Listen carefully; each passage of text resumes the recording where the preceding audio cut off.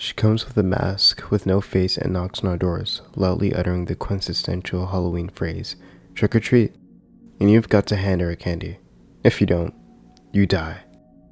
Nobody knows where she comes from or where she goes. She's always been here, part of the community as long as anyone can remember, and she'll always be here long after.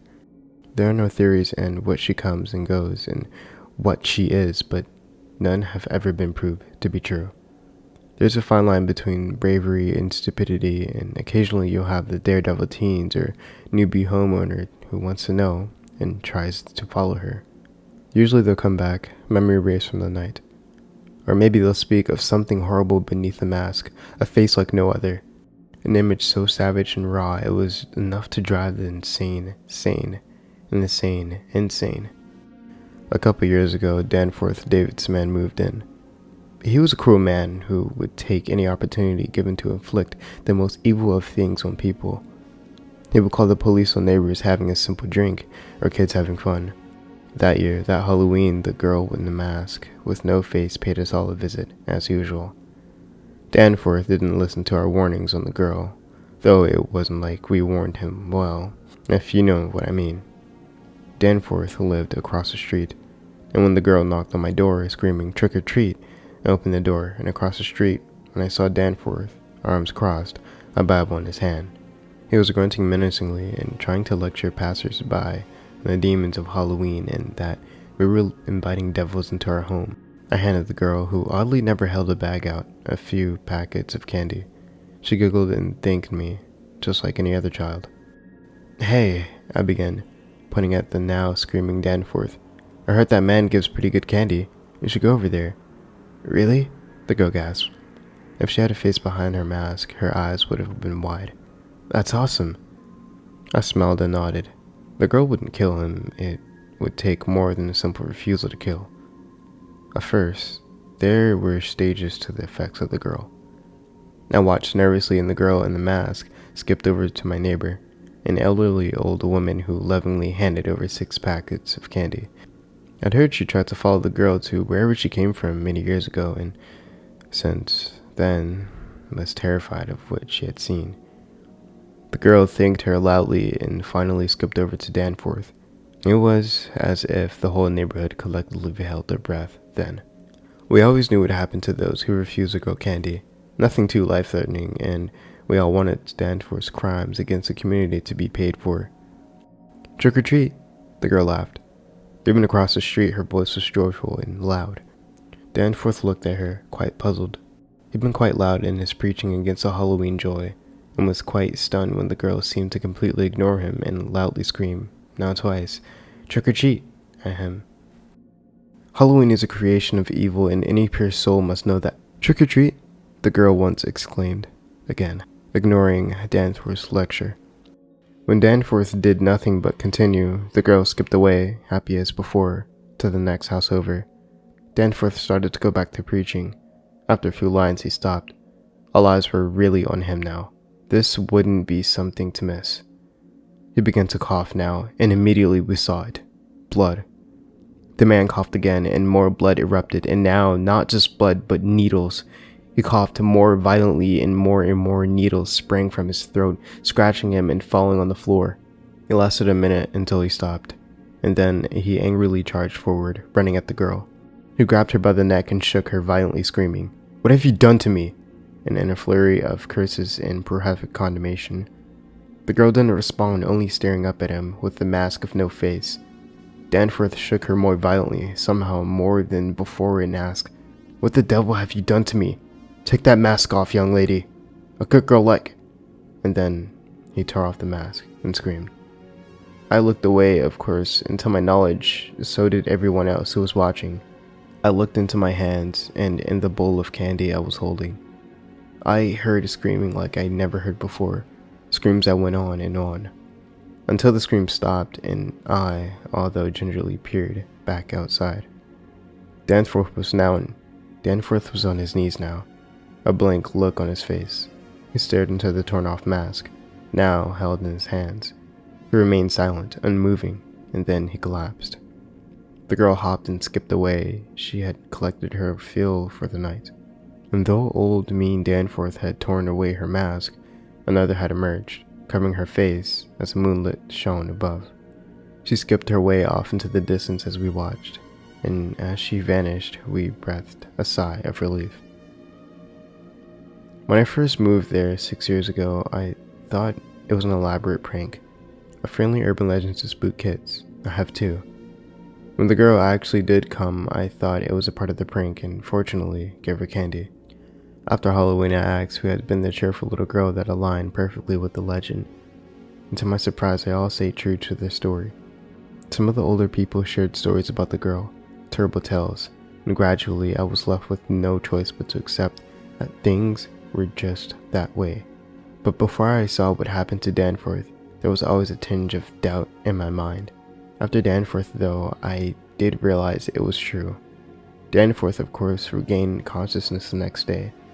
He picked himself off the street and returned to his house, confused and still terrified. At first, the moment Christmas hit, Danforth returned to his old, devilish ways of bringing up the cops whenever some poor soul was too loud for his liking, or if the music they were playing was pissing him off in some sort of way. There wasn't much we could do about him. He was rich, and he held mighty sway over the local government. As the months passed on and Halloween approached, things Danforth began to grow more crazed. We thought he'd finally shut up about Halloween and abide by the legend, but no. Now, Danforth was more vocal against the dangers of Halloween. A full moon before Halloween, and he was already speaking out. And not just him now, no. Now he had cronies. 2 other Danforth-like copies who echoed anything he said. "We're gonna kill that menace," he shouted, blasting really annoying music as he went door to door, handing out flyers that told us not to feed her candy, claiming that we were giving the devil our souls. "She's going down," one of his like-minded copies echoed. "We're prepared this year," said the other, holding up not 1, but 2 Bibles. Sure, I murmured, slamming the door in their faces. By now, Danforth had heard the legend for himself, and anything he'd choose to do now was entirely going to be his fault. The legend tells us that the first visit is only a warning. Fail to please the spirit of the girl and you disappear. She takes you with her and you go away, never to return or be seen again. And there's no escaping her either. I took the kids and me away on a vacation Halloween once, laying my know, and she was there, knocking on my hotel door. "Trick or treat?" Unfortunately, I was prepared, handing over a protein bar I'd completely forgotten was in my bag. She looked at it, puzzled, but skipped away and vanished. Nothing bad happened to me, and since that night, I was always prepared. Halloween season was really rolling in now, and Danforth and his cronies had begun to take down decorations, much of the cries of innocent children. We couldn't wait till Halloween, then that weirdo would have his word's worth.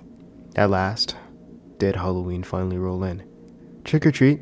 I heard, as knocks that were far too heavy pounded on the door.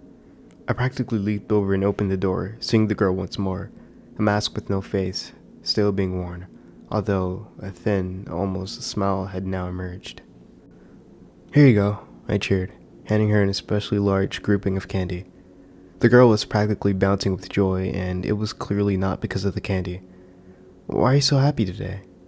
"Today I get more treats," she replied, jumping up and down for joy, and now in a more almost adult tone. "More treats than I've ever had before.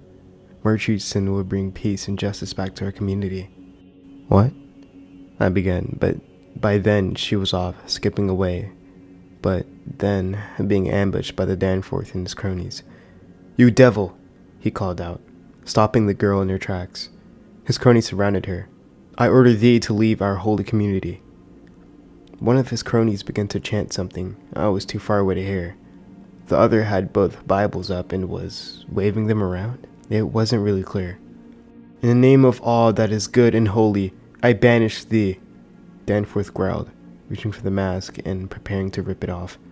"I've revealed to the Lord in the face of the devil. May he destroy you and bring peace to our fine land." I was too captivated to look away as Danforth ripped the mask off the girl's face, revealing her true identity, a face-off of nothing.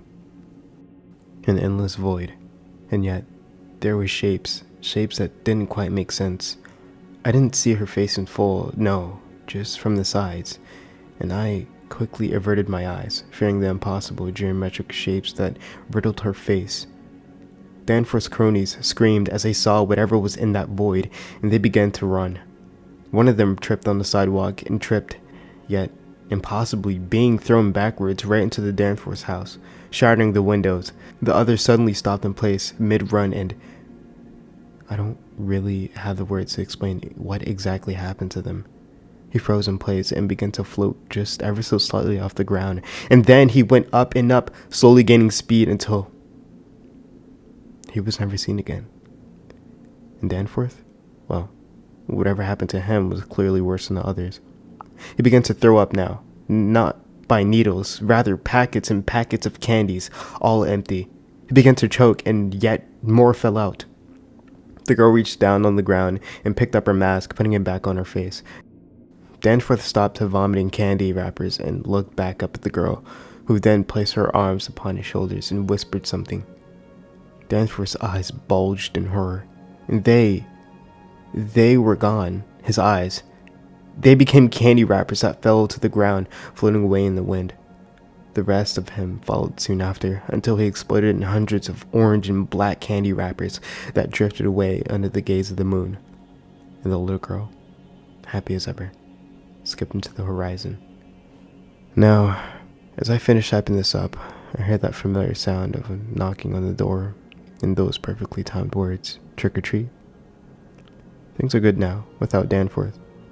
We all pay our dues to the girl in the mask, and not a single soul has been harmed since. So, if you ever see a little girl in a mask that had no face, do give her some candy. She really appreciates it.